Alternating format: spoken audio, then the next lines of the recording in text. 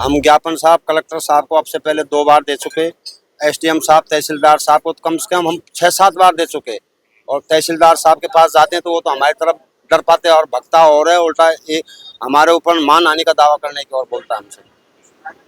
पूरा मामला क्या है? आप कौन लोग हैं जो सुनवाई मतलब कर रहे हैं? मेरे गांव के सब प्रभावशाली लोग हैं। एक महाराज जी है, महाराज जी के परिवार के कुछ सक्षम परिवार है, पैसे वाले परिवार है, 10-20 नौकर है उस परिवार में। तो धर्म की आड़ में 40-50 बीघों पे कब्जा किया जा रहा है। और उसी के चाचा के भाई 2 भाई हैं जो 10-15 बीघा 20 बीघा पे खेती की जा रही है वर्तमान में मौके पे। लेकिन इस तरीके से ट्रोला जी के पास भी मामला पहुंचा था, फिर उन्होंने एक महिला के हाथ में भी दिया था कि देगा नहीं, भी आए थे। और साहब डॉक्टर साहब आए थे, उसको हमने ज्ञापन भी दिया था। आम जनता की ओर से 10-20 जनों ने दस्तखत कर ज्ञापन भी दिया था डॉक्टर साहब को। लेकिन हमारे पास साहब कोई मैसेज अभी तक देखो है नहीं डॉक्टर साहब का तरफ से। लेकिन क्या अलॉटमेंट हुआ है? क्या कितने अधिकारी? नहीं, सब कागजों में कोई अलॉटमेंट नहीं है। हमारे पास एक कागज है, कोई अलॉटमेंट नहीं है। हमको सबके सूचना के तहत में हमने पहले सूचना ली है आरटीओ के तहत, तो कोई अलॉटमेंट नहीं है। आरटीआई के तहत? हाँ, आरटीआई के तहत हमने सूचना ली है, कोई अलॉटमेंट नहीं है।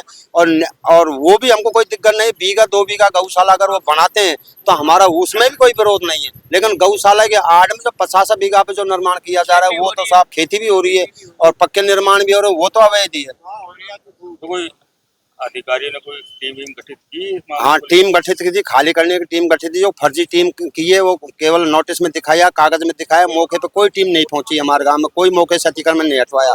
आज भी उच्च अधिकारियों से जांच करवाई जाए तो बरकरार मौके पे अतिक्रमण बना हुआ है और निर्माण कार्य का काम चालू है। तो खसरा नंबर बता सकते हो कि खसरा नंबर पे? खसरा नंबर बता सकते हैं साहब, 438 पे तो हमारा पुराना वाला आश्रम है गाँव का, उस पे भी आज उन्हीं का कब्जा है, उन्हीं का दबदबा है, बाकी किसी का कोई लेना देना नहीं। 439 नंबर पे ये जो खसरा बता रहे हो ये चरागा का है कि? चरागा का है। अब आश्रम तो लगभग 6 बीघे में, बाकी खसरा नंबर बहुत बड़ा है 35-36 बीघे का। बाकी की जमीन तो सब खेती में दबी हुई है, अवैध लोगों ने दबा रखी है। आश्रम तो केवल ही 6 बीघा में बना हुआ है, बाकी जमीन पूरी खेती बाड़ी में दूसरों के लोगों को दबी हुई है। 439 नंबर है, वो 42 बीघा कोई पॉइंट का है, वो पूरा कब्जा में हो चुका। तो जो कमेटी जो बनी थी उसने जो जांच की थी उसमें बताया है इन कसूर के बारे में? ना साहब, हमको कुछ भी नहीं बताया, ना हमारी कोई गांव की सर्व समाज की ना कोई कमेटी है। अब हम ये भी चाहते हैं कि अगर गौशाला चलाई भी जाए तो सर्व समाज की कमेटी चलाई जाए ईमानदार लोगों की, हमारा वो भी विरोध नहीं है। इसको लेकर आप मंत्री जी से मिले? अब साहब मंत्री जी को देखो, हम कई बार प्रयास किया था जाने के लिए, लेकिन हमको कभी टाइम नहीं मिलता है, कभी वो मौके पे नहीं मिलता है, कभी हमको लोकेशन नहीं मिलते है, कभी हम जानते भी नहीं देखो पूरी एड्रेस। किसी नेता के लोगों को किसी के माध्यम से बात करते हैं तो कभी है नहीं, कभी कहाँ गए, कभी कहाँ गए। तो हम तो साहब देखो हताश होकर बैठ गए। अब हाईकोर्ट जाएं, डॉक्टर साहब के पास जाएं, तहसीलदार साहब के पास जाएं, कलेक्टर साहब के पास जाएं, कहाँ तक जाएं। वो कौन थे जो तस्वीर छिपी थी महिला के हाथ में? वो साहब पता नहीं वो कहाँ की है, हम तो देखो जांच नहीं, हमको तो भाषणों में टोडा भीम का नाम सुनते हैं, टोडा भीम और समरेटी की है वो। और जाने वाले भी बाहर के लोग हैं, हमारे गाँव के कोई लोग नहीं है। लेकिन देखो ऐसा तो नहीं है ना कि आज हम बड़े बड़े खातियाँ हो गई हैं, बाहर तक लोग आते हैं वहाँ पर? ना बाहर तक आते हैं तो उसका हमारा कोई विरोध नहीं है, उस बात बहुत अच्छी है, उसका हम कोई विरोध भी नहीं कर रहे हैं। लेकिन वो मतलब न्याय नीति से चले जब तो कोई विरोध नहीं है। और साहब देश भावना से देखेंगे तो विरोध होता ही है। क्या चाहते हैं? हम ये चाहते हैं कि हमारे धर्म की आड़ में जमीन नहीं दबाई जाए।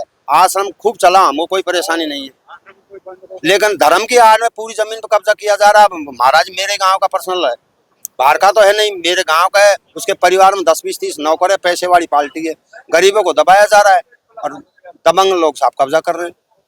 तो इतनी बार ज्ञापन दे दिए, फिर हाई कोर्ट चल रहा है, तो टाइम दिया है मंत्री से? न साहब कोई टाइम नहीं दिया हमको, न कोई टाइम नहीं दिया हमको लगभग 2 साल हो गए, हम 24 से लग रहे हैं और 24 से आज 26 होने को जा रहे हैं, हमारी कोई किसी ने सुनवाई नहीं की। आज भी फिर आप ज्ञापन लेके आए हो? आज भी ज्ञापन लेके आए हैं। कब तक ज्ञापन देते रहो? अब साहब क्या करें, हम तो ज्ञापन देते रहेंगे, डोलते रहेंगे, भगते रहेंगे, गरीब की कोई सुनने वाला ही नहीं है। समझ सही है साहब, हमको न्याय चाहिए और हमको कोई खुद को जमीन नहीं जोतनी, खुद का पेट नहीं भरना, महाराज जी के चाचा के ताऊ जी के लड़के तो 15-16 बीघा पे खेती कर रहे हैं। चारागाह पे चरागा पे गैर नंबर की 193 194 खसरा नंबर पर ही एक 56-57 के आसपास नंबर वो खसरे का मेरा ध्यान नहीं है। बाकी उसके दो भाई मौके पे जाके देखो खेती हो रही है। जब उन्हीं की गौशाला है, उन्हीं का आश्रम है, उन्हीं के भाई खेती कर रहे हैं, उसी में बोर कट रहा है, उसी में कनेक्शन हो रहा है। फसल नंबर 193-94 मौके पे देखो फसल हो रही है। फसल हो रही है। आप भी वहीं से आए हो? हाँ सर, वहीं से आए क्या हम। नाम है आपका? मेरा नाम शिवलाल है। शिवलाल है। कह रहे हैं कि काफी बार ज्ञापन दे दिया, अब आपसे काफी ज्ञापन तो लेके साहब हम कहाँ तक डोले, अब डोलते आज फिर बोला कि चलो अपन कलेक्टर साहब के पास में फिर दोबारा आए। मंत्री जी पहुंचे थे उस दिन गाँव नहीं में? साहब, मंत्री जी वहाँ पहुंचे थे पर देखो वहाँ पर नहीं गए हम। रास्ते में ही से ना हमने हमारे गेट पे फेटा स्वागत भी किया था और ज्ञापन भी दिए थे डॉक्टर साहब को। बात हुई उनसे? नहीं सर, हम बात तो नहीं हुआ, ज्ञापन दिया था। ज्ञापन नहीं दिया था। ये क्या चाहते हो? क्या और कुछ नहीं चाहते, हम तो यही चाहते हैं भाई सबको समिति के हिसाब से काम करो इसमें, और कोई दिक्कत नहीं है। और गौशाला के लिए भी हमारा कोई विरोध नहीं है, न महाराज के लिए हमारा कोई विरोध है, विरोध महाराज के लिए भी नहीं है, क्यों हमारा गांव का है। हम तो ये चाहते हैं सब समिति से सारा काम हो और सबको फायदा मिले। जैसे ये खेती बाड़ी हो रही है, ये थोड़ा ये अतिक्रमण हटाया जाए बस। अतिक्रमण? हाँ बस। ये इकतपुरी से आए हुए किसान हैं जो कह रहे हैं कि जो चारागाह पे जो अतिक्रमण हो रहा है उसको उठाया जाए। संदीप मीणा, दौसा।